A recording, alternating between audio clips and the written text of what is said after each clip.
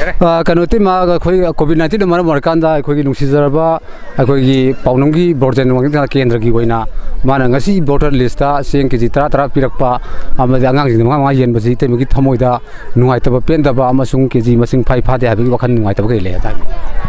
akhoi da nungai taba kari ma laite pele adi ujuji kanona karite mina polisi mi kya gi masingno angang sing gi yaurabra natraga mi masing kya gi no bek amaga khara hen khato bodi male akhoi manga gi keji yankai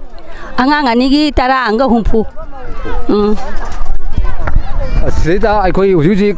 kano mayam jingsi leriba mayam jingsi da akhoi temina haining ba amasung khoi kendra gi group sida temagi kem phongtong ning ba kari wakhlon thamoi de lebi ba am da marek sma bi akhoi di phongtong ning ba je ado MLA na tawbiri je khwai da gi pele adagi sugum ba MLA je matung da mo na tholo idra na pakhasari ni am nuai je hainga ta akhoi hoje COVID-19 gi hojik yamna mayamgi awana sida wanging te haken dagi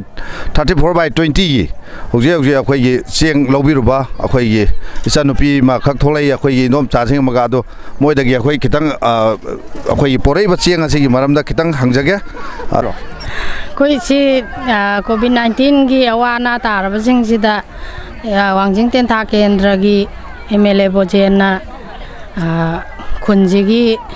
mateng pangbirakpa paisa lohobra paisa lohode free ni oh thank you adu mi kya no pubire se bota koi yum ani gi tara gi ne do voter singbana nipan ni chingdaba ani ching keji voter chingbagi di keji kya pibir voter singbana tara chingdaba na manga oh punna hodori pubire je keji maudra le re ko maudra angang ani gi manga ani keji maudra ne ba ko thank you very much ado kari habi ninge hujik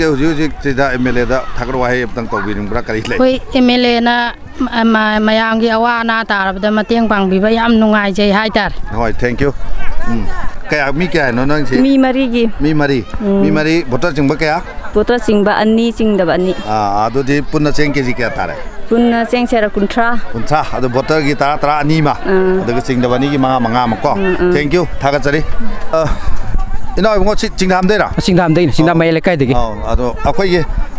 mi kya no pubire se mi akhoi mi adudi voter manga gi aduga ai nu pidi voter sandre du mai manga thung manga adu punna cheng keji kya no pubire se beg am ga keji manga keji manga beg khang ga keji manga adu cheng keji adu cheng keji manga ga yang manga adu voter gi manga paisa lobio bor paisa log de si free ni kari habi ninge chidai da akhoi yel se kana yem bi yam nungai akhoi ge honorable akhoi ge uji gi wangjing te tha kendra gi honorable MLA akhoi saroi kare onam projen si jina mateng pangbi paisa lobio bor si free ni yam nungai je am thagat se MLA da akhoi kari wakhlon phongdok mini masi mana tawri si yam phaba akhoi praja gi ko anta ki covid ki matang ji da yamna akhoi gi awana taro mayam je yam nungai ba hai tare hoi adi matang khudi makta mai pa po oi janona praja mo ina haijari thank you very much